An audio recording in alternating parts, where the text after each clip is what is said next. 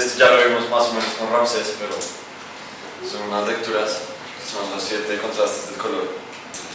Ustedes pueden encontrar el resumen de ese libro, está también nuestras lecturas recomendadas, opcionales. Si quieren revisar. Entonces, bueno, el primer contraste es del color en sí mismo, que es básicamente 2 colores luminosos y es la mezcla. Entonces es un alto contraste, digamos rojo y verde. Y la pureza de la mezcla pues, va disminuyendo si los colores pues, son más alejados del círculo cromático. O sea, si ya no son primarios, pues obviamente ya no es tan luminoso la mezcla. ¿Qué se necesita para que funcione el contraste? Que haya 2 colores primarios y que sean saturados. Que estén saturados al mismo nivel. Sí, bueno, aquí un ejemplo. Digamos aquí con el rojo y el azul. O sea, es un alto contraste. Este contraste es un alto contraste. Aquí otro, de una pintura de Matisse, el rojo y el amarillo. Sí, o sea, salta a la vista porque es muy fuerte el contraste. Bueno, el segundo contraste es el claro oscuro, es básicamente el de los tonos de gris. Entonces, digamos, aquí, y también, o sea, este contraste produce las sombras y la luz en los colores. Entonces, digamos, aquí hay más luz que, digamos, en este. Entonces, sí, es el contraste de las sombras y la luz en los colores.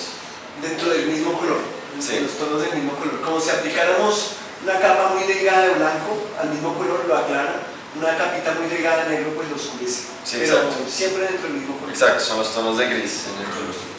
Entonces aquí un ejemplo del séptimo sello de la película de Bergman, y aquí se ven como todos los tonos de gris y los contrastes entre el negro y el blanco.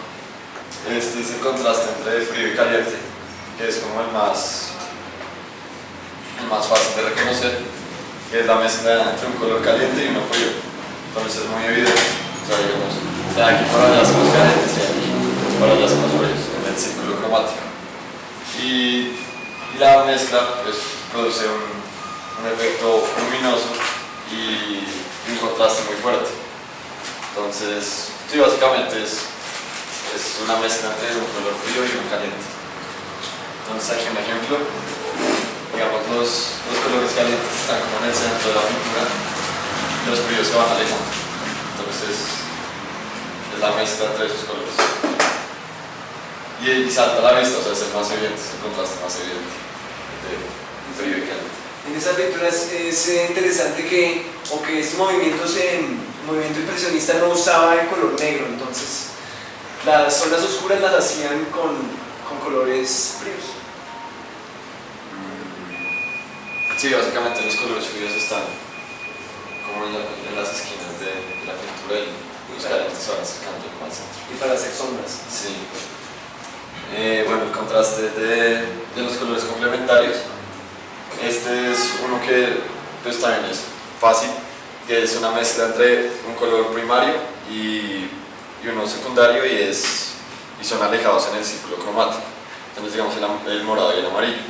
O sea, son alejados en el círculo cromático, entonces por eso también el contraste es muy fuerte. Y también, o sea, para que haya este contraste, los 2 colores tienen que ser saturados, para que haya un alto contraste. Sí, pueden estar en el mismo grado de saturación para que funcione la pareja, que funcione el verde con rojo, violeta con amarillo, azul con naranja. Sí, y aquí un ejemplo, que es lo que les decía, o sea son colores que no son parecidos, entonces por eso hay contraste. Digamos aquí el amarillo y el azul, el verde y el amarillo aquí, o sea son colores alejados entre sí en el círculo cromático.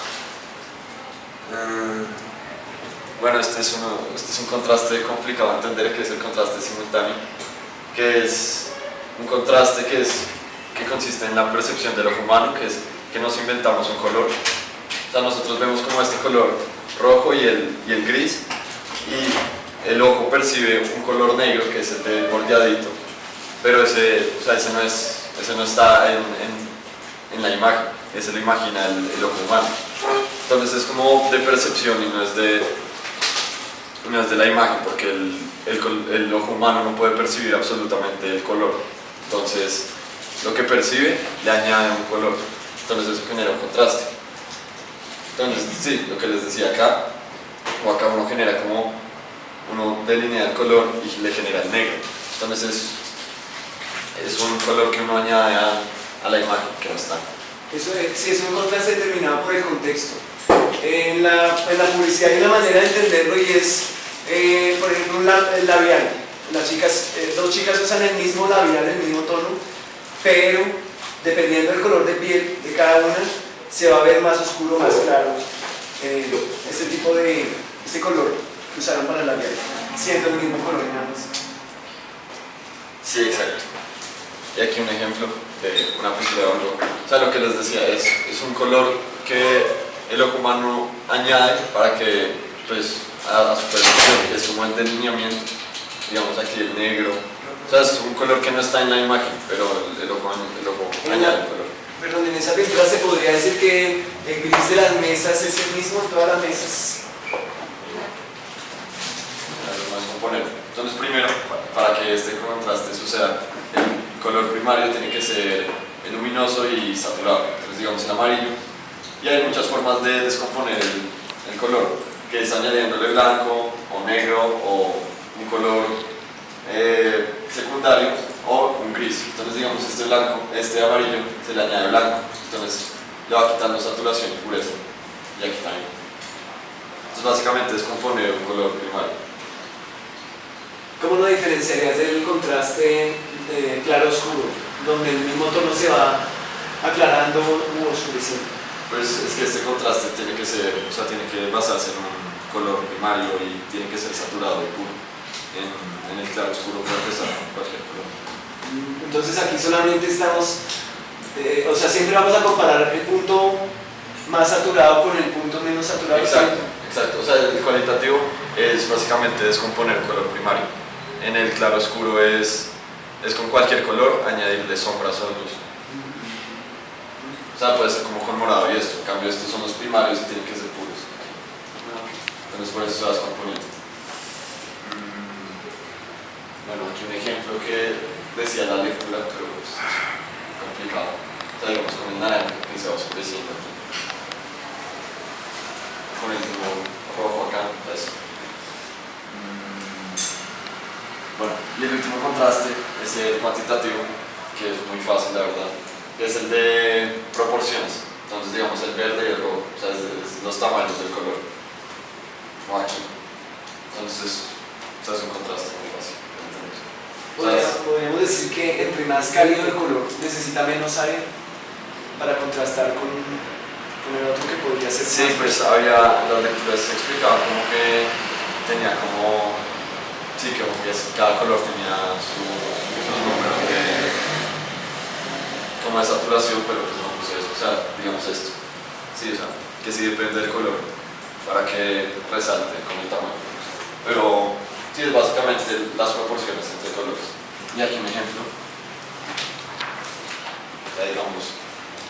Sí, son los tamaños que tienen los colores y su mezcla. Quedó claro. Bueno. Para hoy, a propósito de Van Gogh, y en los contrastes de color, vamos a ver un pequeño cortometraje de 1948 sobre Van Gogh. Pero hemos visto con los otros grupos, ha suscitado algunos comentarios interesantes, otros planteamientos como que de pronto nunca nos habíamos hecho en torno al color, en torno al montaje y el color. Pareciera que son dos asuntos distintos. Pero cuando nosotros hablamos de edición, de postproducción, corrección de color, ahí es donde se encuentran esta teoría que ya vimos con nuestro propio oficio de cortar, pegar, recomponer, ¿cierto? Recontar la historia a través del cortar. Tuvo una etapa muy interesante de su vida, aliado pues muy cerca con escritores de la nueva novela. Entonces su obra está cargada de un componente literario muy fuerte.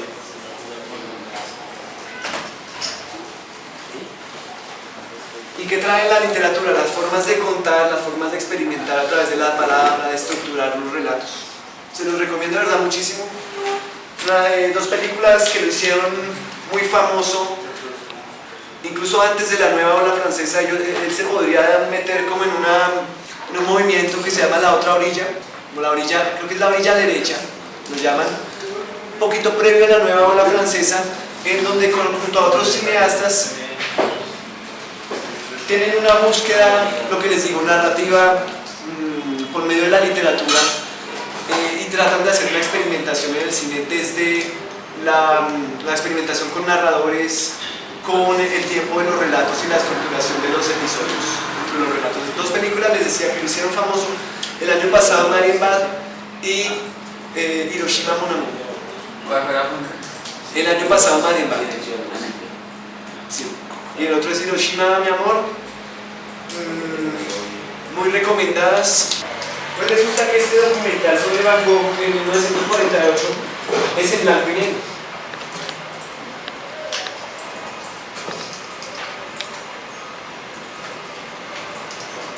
Es una reconstrucción de su vida a partir de las pinturas, solamente con las pinturas. Y si ustedes están familiarizados con las pinturas de Van Gogh, que ya el compañero nos mostró una de las más famosas, pues se darán cuenta que de verdad tienen mucho color, muchísimo color, ¿no? Que incluso tiene algo que en el arte, en la historia del arte o en la crítica de arte llaman la pincelada matérica, o sea, que es una pincelada con pegotes. ¿Alguien no está familiarizado con las películas, con las pinturas de Van Gogh? Haz una búsqueda rápida, Van Gogh Paintings, pinturas Van Gogh, mira los resultados en Google. Podríamos decir, para los que sí están familiarizados, podríamos decir que en la obra de Van Gogh hay algunos colores que predominan. Sí. ¿Cuáles, por ejemplo? El azul y el amarillo. O naranja. Hay una etapa en donde predomina mucho el naranja, amarillo, rojo, los colores que el compañero llamó como Contraste cálido. cálidos, exactamente, y manejas durante el resto ese contraste entre cálidos y fríos. Tiene una etapa donde predominan más los azules oscuros, azules, en sus pinturas representarán las noches, paisajes, sí, atardeceres, paisajes nocturnos, etc. Vamos a verlo pues como nos lo plantea Alain Resnais en el documental y vamos charlando. Edna.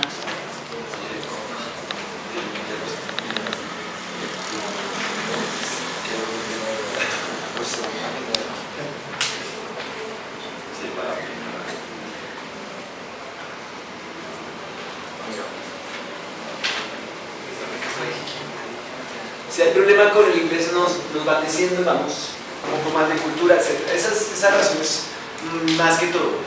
¿Qué pasa? Los presupuestos eran limitados y por eso no podían hacerlo a color, ¿cierto? Podemos asumir eso, ¿no? Podemos deducir eso. Otra cosa es que había color en la época, pero no estaba al alcance de todos. Eso podría ser la primera teoría frente a eso. Pero entonces, si no se puede hacer a color, ¿es una razón para no hacerlo del todo? No. Dado el contexto histórico, hay que hacerlo, pero entonces hay que aprovechar lo que nos puede dar el blanco y negro en ese caso, ¿cierto? ¿Qué nos permite el blanco y negro que no nos permite el color en el caso de este documental? Ya habiendo visto algunas de las pinturas de Van Gogh en la búsqueda o las que ustedes se acuerdan, ¿cuál sería la ventaja, de las únicas pocas ventajas de hacerlo blanco y negro?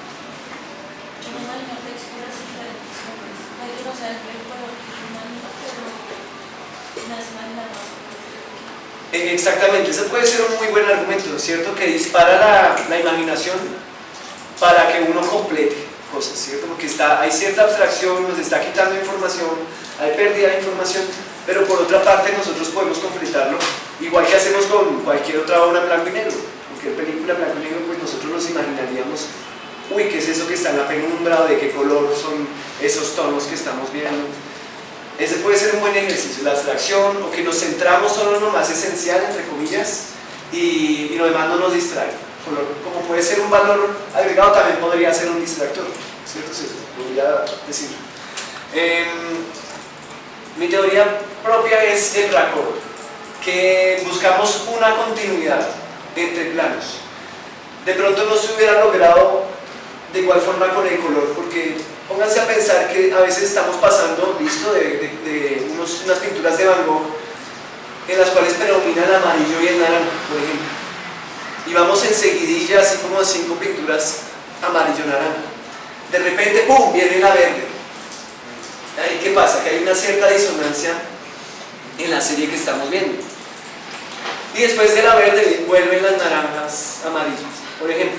Ese podría ser un primer problema. Entonces, según la exposición que nos hizo el compañero, varios contrastes de color se podrían convertir en un solo tipo de contraste para blanco y negro. ¿Cuál podría ser ese contraste de blanco y negro de los que el compañero nos hizo? Incluso citó el ejemplo con el plano del séptimo sello.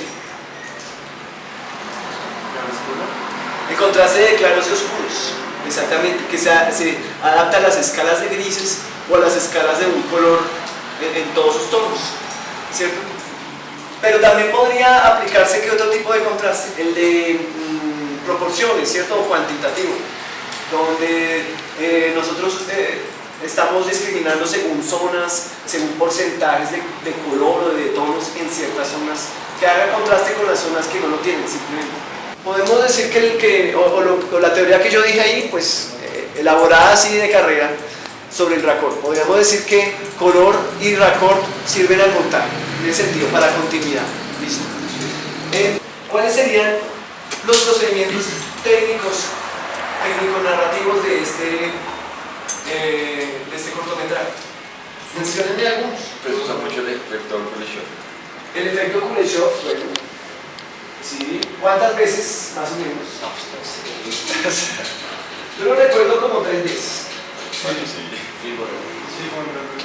Hay uno donde se detienen las botas, ojos Van Gogh, botas, ojos Van Gogh, botas. Más adelante como ojos Van Gogh, girasoles, sol, girasoles más chicos. Por ejemplo. Hacia el final, que hay como un remix de todo lo que vimos en el video, como ¿cómo se diría eso? No me acuerdo el nombre que tiene, pero es una síntesis de lo que vimos, es como un resumen de lo que ha pasado, de lo que vimos, de todo el metraje. ¿Qué otro procedimiento podríamos observar ahí?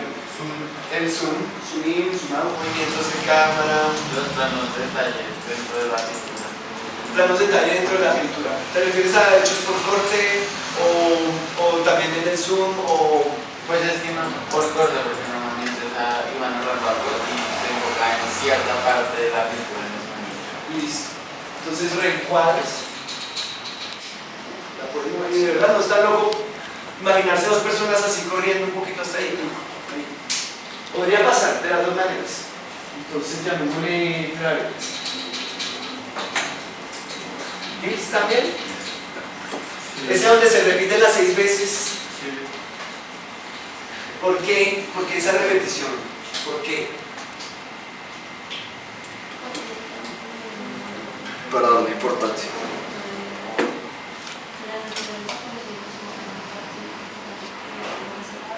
Es para resaltar, ¿cierto? Para hacer un énfasis, ¿cierto? ¿Qué otra forma de hacer énfasis tenemos? Bueno, estas pueden ser todas formas de hacer énfasis, ¿cierto? El efecto Kuleshov total. ¿Tiene alguna transición de ese tipo? Por encadenamiento que llaman, o por fundido a negro. Sí, fundidos. Hay fundidos, me acuerdo de 3 fundidos a negro. ¿En qué momentos se dan? ¿O qué quieren resaltar ahí? Pues no son como cuando hace cambios de Z. Para enfatizar ese cambio de región y cambio de estado. Pero hay uno que quiero resaltar muy específico de esta película, y es cuando yo les mostré, ¿no? Que hay un plano, una fachada, va haciendo un poquito de zoom in hacia la ventana y después ya estamos dentro del famoso cuarto, la habitación. ¿Alguien sabe cómo se llama ese cuadro exactamente, esa pintura? La habitación y se ve la cama en escorzo. Vittorio Hernández. Don Vittorio Hernández, es que sí, yo diría, uy, se llama habitación. Don Vittorio Hernández. Así en algún momento o se enfoca en las profundidades, tanto en el asilo como en el billar. Recuerda que hay una puertita por allá pequeña, una cortinita del billar. Incluso el narrador dice que Van Gogh hace algunas formas bruscas, algo así. Entonces esta entrada era buscar, no era ni cuadrada ni nada, sino que es como otra forma. Bueno, llamémosle a esto como transiciones a través de las figuras o de puertas o ventanas. Porque algunas pinturas de Van Gogh, yo solo he visto una en un museo. Era pequeñita, tenía una de esas lunitas así como en croissant. ¿Cómo se llama? Cuarto creciente, bueno, una creciente, croissant. Igual. Y era muy pequeña realmente. Entonces, uno imaginaría que tienen que usar lentes macro, que tienen que hacer movimientos muy precisos. Con la tecnología de la época, bueno, es posible que los hayan hecho en montaje, pero definitivamente nosotros podemos hacerlos también en nuestro software acá.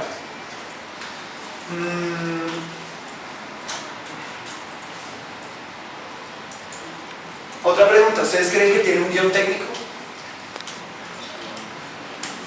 Sí, obviamente, ¿cierto? Es lo más probable, teniendo las pinturas a la mano o qué sé yo, hasta reproducciones, no sé, pero debe tener un sentido porque es, digamos, improvisar esto en montaje es posible, pero pues toma tiempo, tomaría mucho tiempo. Entonces depende de aquella persona que lo esté haciendo, depende cómo esté su lucidez ese día.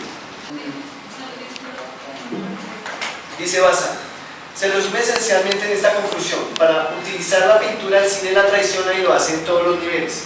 La unidad dramática y lógica del film establece cronologías y lazos ficticios entre obras, a veces muy separadas en el tiempo y en el espíritu.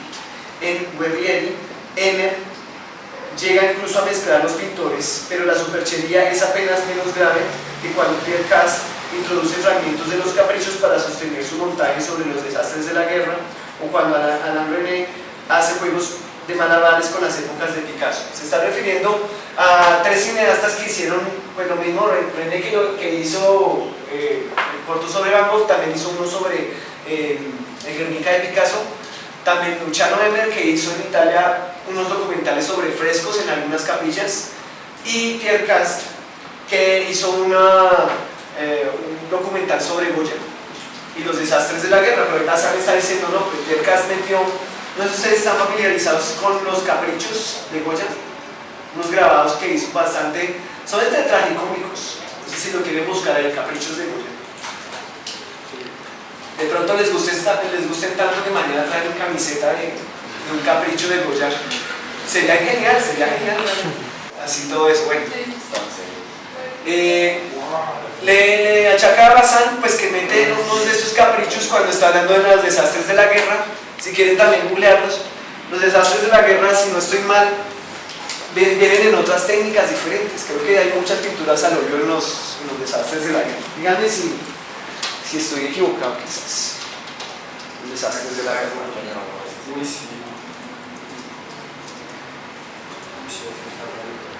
Ah, no, mentiras, también hay mucho de grabado, perdón. Pensé que había pinturas, quizás, no sé.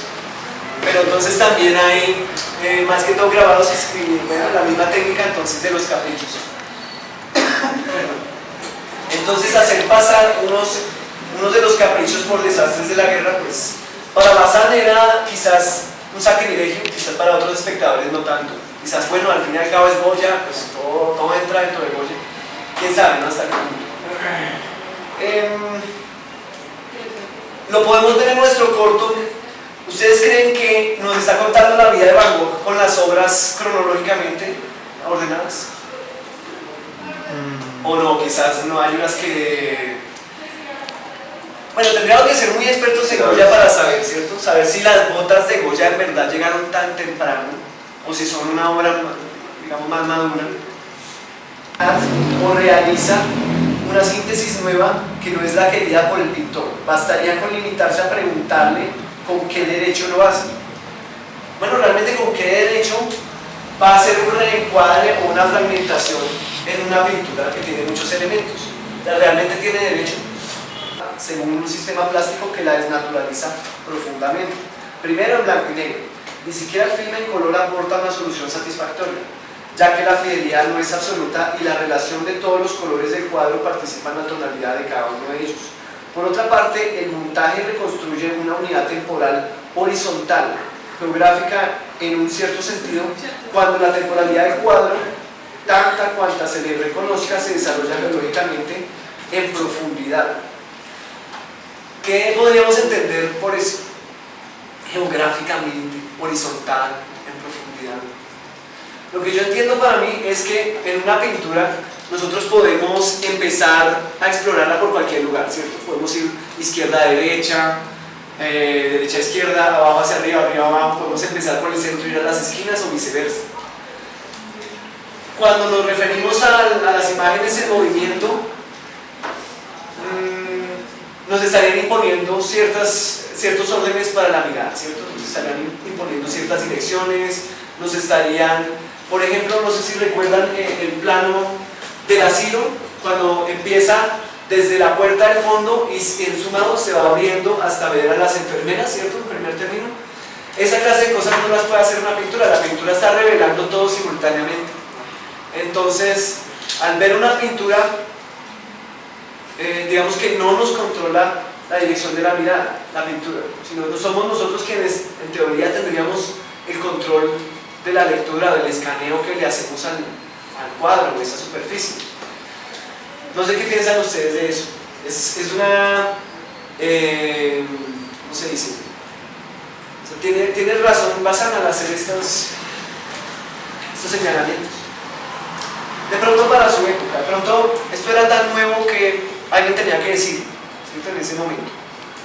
En este momento ya lo naturalizamos, ya sabemos que podemos hacerle zoom in y zoom out a todo, que con el dedo en el celular ya hacemos zoom in y zoom out, donde tomamos una foto de algo, con un gesto vamos haciendo el zoom in y no hay problema. Si queremos podemos hasta cortar ahí de una vez con la aplicación del teléfono, en la foto o en el video, si se tratara de los editores de video. Con tamaños de cuadro más grandes podemos hacer ese mismo tipo de reencuadres sin perder tanta calidad. Y no hay problema, ya lo naturalizamos, ¿cierto? Pero a veces la pregunta es válida también, ¿cierto? ¿Vale la pena? ¿Qué implica eso? Estoy recortando la obra de que alguien más pensó con un sentido. Son cuestionamientos más allá. Bueno. Dice, en fin, y sobre todo este argumento más sutil es apenas invocado, pero es sin embargo el más importante. La pantalla destruye radicalmente el espacio pictórico, al igual que el teatro, mediante las candilejas y la arquitectura escénica. La pintura se opone a la realidad misma y sobre todo a la realidad que representa gracias al marco que la rodea. No se puede efectivamente ver en el marco una función simplemente decorativa o retórica. La función de realzar la composición del cuadro es tan solo una consecuencia secundaria. Mucho más esencialmente, el marco tiene como misión, sino el crear, al menos subrayar la heterogeneidad del microcosmos pictórico con el macrocosmos natural en el que viene a insertarse. Y es, bueno, es un problema muy específico de la pintura del marco, ¿cierto? ¿Qué marco, yo pintor, qué marco voy a hacer para mi cuadro? Ahorita ustedes ven, los estudiantes de artes plásticas a veces dejan la pintura sin cuadro, ¿cierto? Y esa es la idea, porque pintan a veces hasta los bordes laterales, ¿cierto? No, mi pintura no tiene límite, no hay marco, bla, iba a decir, no, mentira, es irrespetable. Es que ese bla a veces se entiende como que, lo que desea, no, pero no digo en ese sentido. Era un etcétera más que un bla. El marco, que hacer un experimento a los cuadros, cambiarles de marco, ya se vuelve otro cuadro completamente distinto. En esas épocas en donde colgaban las pinturas junto con muchísimas otras en esas paredes para la exposición o en las colecciones privadas, el marco pues sí tenía una función de separarme una realidad de la otra. Bueno, eso también cumple una función, es lo mismo, es la misma función, ¿cierto? Separar esta pantalla del fondo de la pared, de alguna manera, ¿cierto? Aquí también hay un marco, pero ahora ustedes saben, los teléfonos hacen que no haya marcos, ¿cierto? Están metiendo todo lo que se requería de un marco, ya lo están poniendo dentro de la pantalla, de noche, el huequito ahí invisible y todo esto. Ya no se necesitan los bordes, y los bordes, la gente que ama la tecnología ve el borde como más bien una limitación, como un problema ya superado. Pero ahí el encuadre no servía como el marco, o sea, Exacto, muy buen punto.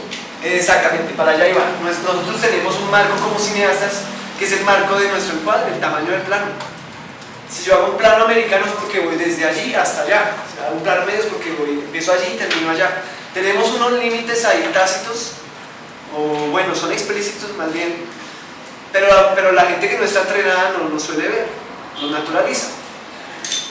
Entonces ahí estaríamos. No necesitamos los marcos tan explícitos de la pintura, sus marcos físicos, porque tenemos nuestros propios marcos. Y lo que hace Alain René o los otros cineastas, pues vi uno de Emer acerca de los frescos, unos frescos de Giotto en unas capillas que todavía están. Pues muy interesante, él hace el mismo ejercicio, reencuadra, la pintura es grandísima, hay muchos elementos, pero él va a hacer un plano medio del ángel, un plano medio de Jesús, por ejemplo, y va reencuadrando, él va haciendo su propia historia, y así mismo, mientras más reencuadro yo, más me voy moviendo en el tiempo, porque ese plano medio que está aquí del minuto, qué sé yo, del segundo 10 hasta el segundo 15, después va a ser seguido por un plano medio de otro personaje, desde el segundo 15 hasta el segundo 20. Entonces ahí el tiempo transcurre. Uno puede pensar en ocasiones que es simultáneo el tiempo, en otras ocasiones uno puede pensar que un plano medio le está reaccionando al plano medio anterior. Por ejemplo, todo eso lo podemos lograr a través de montaje. Básicamente, la lectura de Bazán muy interesante, se la recomiendo. Claro, está un poquito añejo para la época, pero es que Bazán no alcanzó a llegar al expresionismo abstracto americano, a Jackson Pollock. Él no supo que era la pintura así con chorreones, él no supo de las videoesculturas, él no supo de After Effects, él no supo del Betamax, del VHS, de la edición lineal, de la edición no lineal, no supo de la realidad aumentada, ¿cierto? De todos estos fenómenos que hay, de los algoritmos de YouTube. Entonces, hay otras categorías de montaje, montajes mega, que nos está haciendo YouTube con la mente, y de eso hablaremos en la clase de edición audiovisual con Baby Shark, por ejemplo. Es un montaje mega en el que todos estamos metidos en un montaje. ¿Cuántos capítulos va a tener eso? Depende la visión poética del mundo, ¿no? Si se va a dedicar solamente a ilustrar las imágenes o si va a ir un paso más allá, es cortar y pegar. Pero como vamos a tratar color, escojan porfa el entorno color. ¿Qué pasa cuando lo escogen? Les aparece la ventana Lumetri a la derecha. Lumetri es una unidad donde ustedes pueden hacer estos ajustes de color.